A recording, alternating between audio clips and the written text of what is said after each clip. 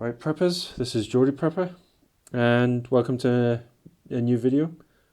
Before I talk about things in this sequence of videos I'm doing, I'm just going to throw something random in. So, I've got my torch here. This is a Loftech. This was a torch which was highlighted by the Urban Prepper quite a few years ago now, but it made me interested enough to get one.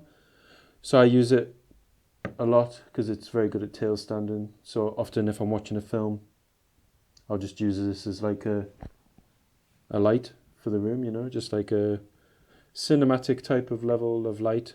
But I just want to say, guys, when was the last time you checked your torches? When was the last time you maintained them? When was the last time you checked your batteries, charged them, checked that they're working to the full capability that they are? So like what I'm doing here, I'm just doing a discharge and then I'm going to do a recharge. So make sure you check your torches, guys, and your batteries, because obviously power goes out. It's safer to use a battery than a torch. It's safer to use a battery and a torch than to use a candle. So I don't usually use candles these days. And also invest in a really good piece of gear to recharge your batteries, because that makes a massive difference. But now on to the main event, so to speak. Next in line, we're talking about gear, talking about getting prepped and just simple things to do. Bringing the preps right back just to our physical bodies at the minute. Just very, very basic, simple things, and just to consider from the ground up what you're going to have on you when you're basically in a state of preparedness. So I'd advise right now, the way things are going, make sure you have your bug out bag by the door, or at least at the front of your cupboard, wherever you keep it. Have it not in sight, but within easy reach. And any sort of clothing, which I've been covering in this video series about getting prepped, if you just make sure that your clothing's in good order as well. So what we're talking about next is belts, because you didn't want your trousers gunning around your ankles in an emergency, unless of course you are engaged in something which would necessitate that. So belts, what I've got here is 511, and I never used to have belts of this kind, but pretty much I just wear these types of belts now. And this is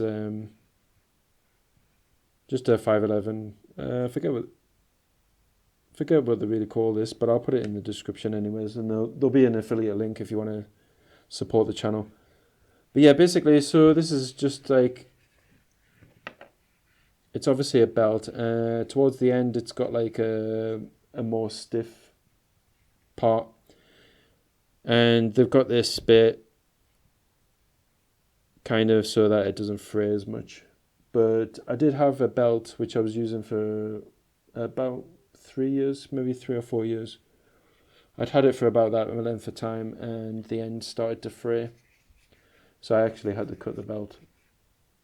I'm still using that belt though, but I don't use it, like I said in a previous video, you know, I have preps which, you know, I've had to take away from my preps and use them for other things, because they have like a point of failure, or they've just simply worn out beyond a level which I would consider as being prep ready. So with a previous belt, this bit frayed. It took a good few years to do it though. So this bit frayed, I had to cut it, and I use it for something else now. So I had to buy a new one. This is actually one of the new ones that I bought. But anyways, belts. This type of belt has just a plastic buckle at the front here, and I would say that this is probably the biggest point of failure, which you probably, if you're doing something really, really strenuous, or if the belt gets caught on something and you've got your full weight of your body, and you know, if this plastic buckle is the only thing that's keeping the belt around your body, it would have to be something like really strong, or a very sudden jarring to break this buckle. I've never had a problem with these buckles. They're an extremely tough type of plastic. I'm not sure what type of plastic this is, but it's very, very, very tough. But there's lots of advantages to this belt over your traditional belt. The one big advantage is you can adjust it without having to take the buckle out of your holes. So on a traditional belt, you've got these holes which are at specified increments.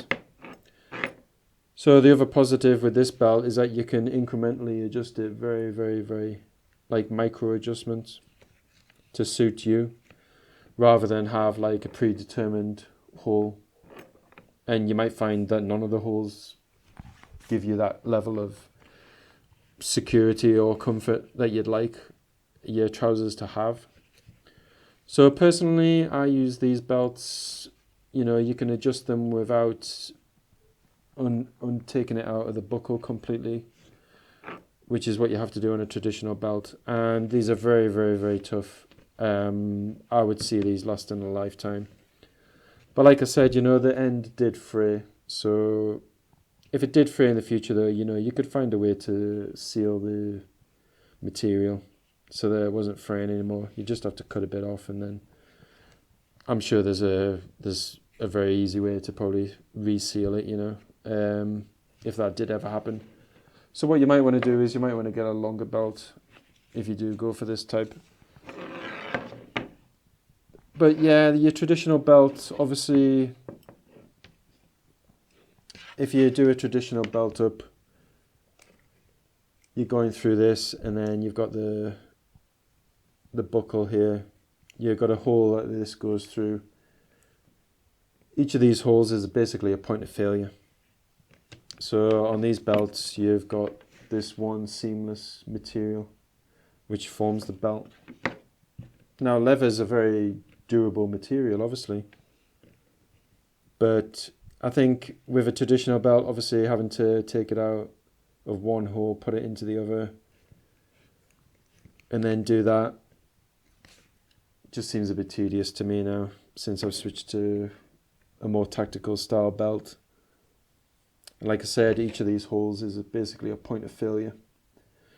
So I don't really use traditional belts anymore, except for like social engagements. I'll wear a traditional belt, but to be honest, I find the comfort and the ease of adjusting the belt and the strength of these belts, and you know, just I think they're just less point of failure on these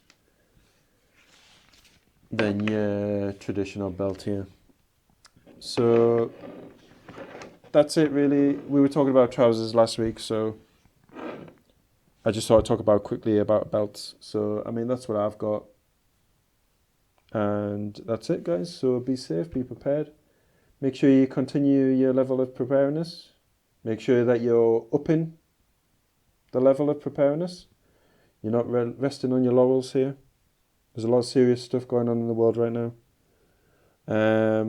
Obviously, it's better if this stuff doesn't come to a head and come to the situation that we might be heading to, but we're preppers and we prepare for these sorts of things. So be safe, guys, and be strong.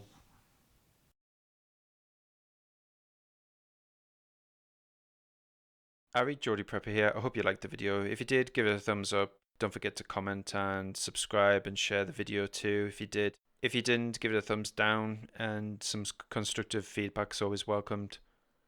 The Preppers Discord server is always available to talk to myself and other preppers about prepping and other relevant topics. My other social media is on screen now. You can follow me there, and I usually just use it to post when new videos are available. Don't forget to be safe and be prepared, and also check your preps.